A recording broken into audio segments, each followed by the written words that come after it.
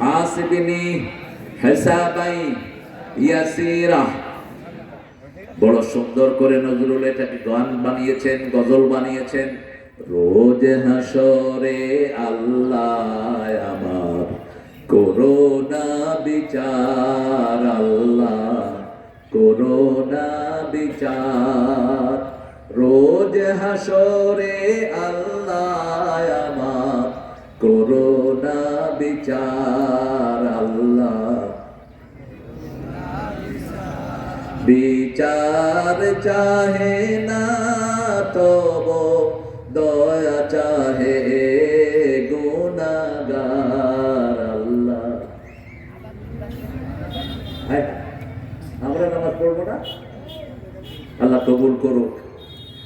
12 বছর যারা বিনা বেতনে আযান দেয়, রাসূল বলছেন ওরা জান্নাতি। ওরা কি জান্নাতি? আজকে এক মুরব্বী পেয়েছে 40 বছর আযান দেয় এখানে। আল্লাহ তাকে জান্নাতুল ফেরদাউসের মেহমান করে দিয়ে। সুযোগ পেলে কি দিবেন? তুমি কই যাও? এই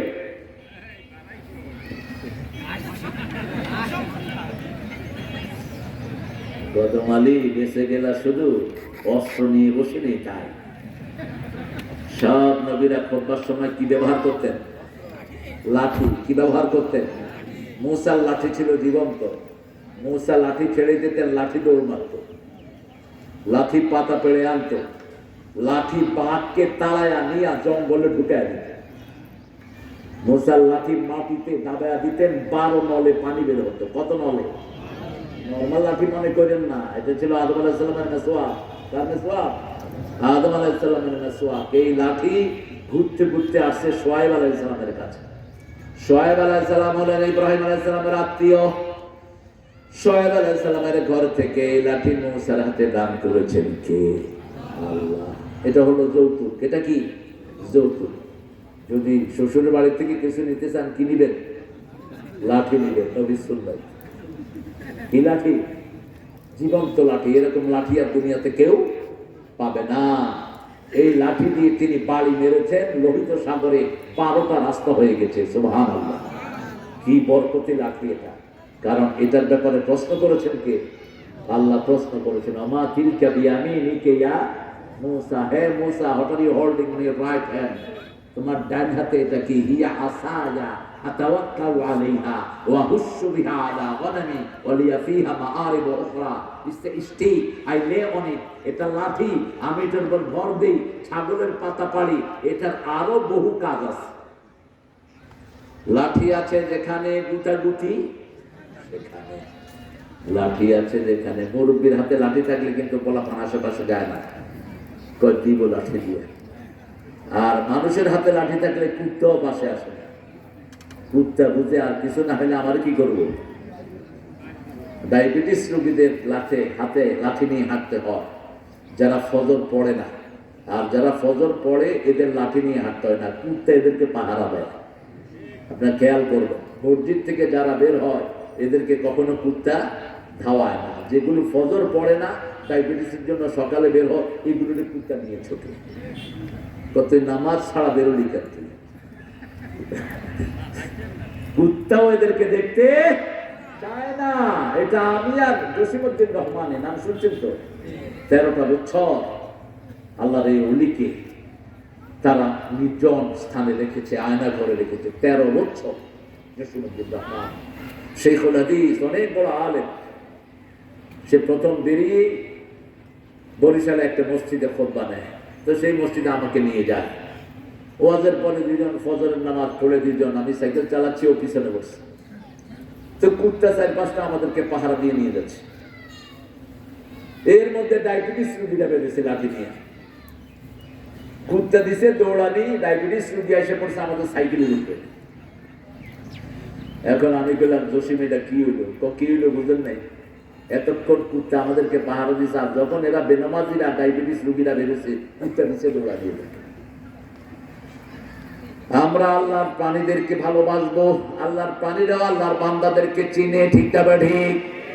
আসহাবে কাহফের সাথে কি ছিল? কি ছিল? কুকুর, বিনয়ী কুকুর।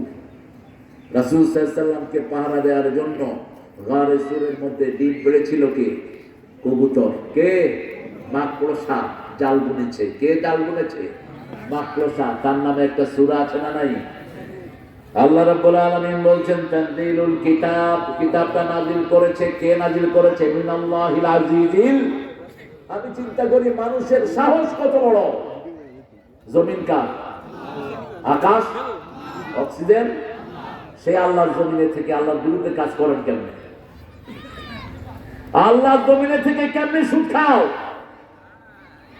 আল্লাহ বলছেন ইয়ামহাকুল্লাহু রিবা ওয়া ইউরবিস সাদাকাত। আমি নিজে সুদকে ধ্বংস করি আর সদকাকে আমি লালন পালন করি। কার কথা? আল্লাহ বলছেন। আল্লাহ বলছেন যারা সুদ খায় 42টা 70টা গুনাহ তারা করে। কয়টা?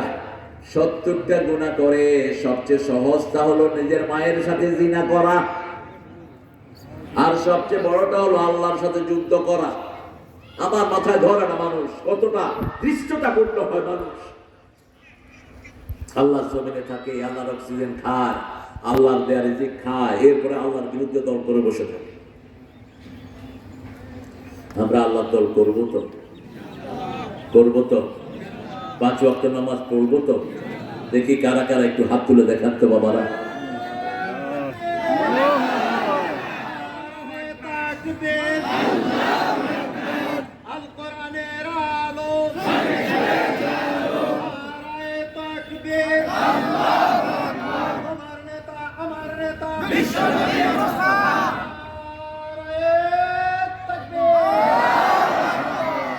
আল্লাহ আমাদেরকে নামাজ হিসেবে কবুল করেন।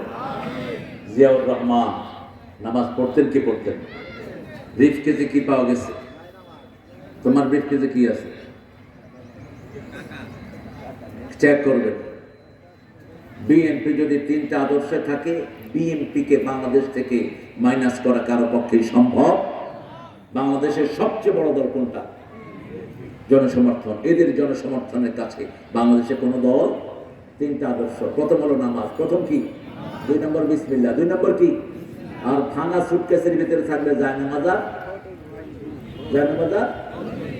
সেটা যদি না থাকে কোথাও থাকবা না, তোমরা কোথাও থাকবা না। তারেক জিয়ার সারা দুনিয়াতে কোথাও কোনো বাড়ি নেই। ওইটা একজন সাংবাদিক গত সপ্তাহে ইন্টারভিউ দিয়েছে, তুমি দেখেছো নিশ্চয়ই। কোথাও কোনো বাড়ি। লন্ডন ছিল এতদিন ভাড়া বাসা। বাংলাদেশে তার মা যেখানে থাকে এটা কি? ভাড়া বাসা। আল্লাহ যেন আমাদের সবাইকে ডানপন্থী হিসাবে কবুল করেন। এখন নতুন নতুন সুর যারা জামাতের বিরুদ্ধে বলছে এদেরকে মাইনাস করো। এরা ওদের দোষর। আমরা 17 বছর একই সাথে জেল খাটলাম, মারা গেলাম, অস্ত্রপাত হলো আমাদের উপর। আমাদের ঐক্যকে নষ্ট করতে পারে নাই। ঠিকটা বা ঠিক? এখন কেন এটা হবে? আমরা যদি ডানপন্থীরা, নামাজিরা, যেই দলই হোক, আমরা যদি দেশকে নামাজের আন্ডারে নিয়ে আসি, সারা দেশে শান্তির বাতাস বইবে। ঠিক কিনা? এইবারের হিন্দুদের পূজা সবচেয়ে ভালো পূজা হয়েছে, কারণ এরাও পাহারা দিয়েছে, আমরাও পাহারা দিয়েছি, যেন তাদের পূজা থেকেও ডিস্টার্ব করতে। তাদের পূজার হিসাব তারা দিবে। তাদের একটা কিতাবেও মূর্তি পূজার কোনো জায়গা নাই, এক লাইন নাই মূর্তি পূজার পক্ষে। আন্দাজে তারা বানিয়ে নিয়েছে। যেমন মুসলমানদের মধ্যে পীর পূজা আছে না নাই, মাজার পূজারি আছে না নাই, তেমনি ওদের ভিতরে পূজারি ঢুকেছে। কিন্তু যখন কোনো আল্লাহর দলের লোকেরা কোনো জায়গায় দায়িত্ব পায়, ওই জায়গার সব লোকেরা শান্তিতে থাকে। আল্লাহর সূর্য যেমন সবাইকে সমানভাবে আলো দেয়, আল্লাহর চাঁদ যেমন সবাইকে সমানভাবে আলো দেয়, আল্লাহর আইন সবাইকে সমানভাবে শান্তি দিবে। আল্লাহ বুঝার তৌফিক দান করুক। সে আল্লাহ বলছেন মিনাল্লাহিল আজিজিল আলিম। আমি পরাক্রম। কিরকম পরাক্রম? 48 সেকেন্ডে 48 লক্ষ বাড়ি গুড়িয়ে দিলেন টার্কিতে। কয় সেকেন্ড? 48 সেকেন্ড। 25 সেকেন্ডে সুনামিতে 25 লক্ষ লোককে দুনিয়া থেকে বিদায় করে দিলেন। কি ক্ষমতা তার! মসজিদের কিছুই হলো না। ফজর পড়তে গেছে টার্কির এক ইন্টারন্যাশনাল প্লেয়ার। ফজরে গিয়ে আগে বসেছিল, হোটেলে ছিল, 5 স্টার হোটেলে। এসে দেখে তার কোনো বন্ধু দুনিয়াতে নাই। পত্রিকাতে নিউজ এসেছে, নামাজ তাকে বাঁচিয়ে দিয়েছে। নামাজ তাকে। একবার আপনাদের মনে আছে কিনা, ভারতের গুজরাটে ভূমিকম্প হলো। গুজরাটের 1 লক্ষ হিন্দু ঠাকুর ল্যাংটা হয়ে দৌড় দিছে সাগরের দিকে।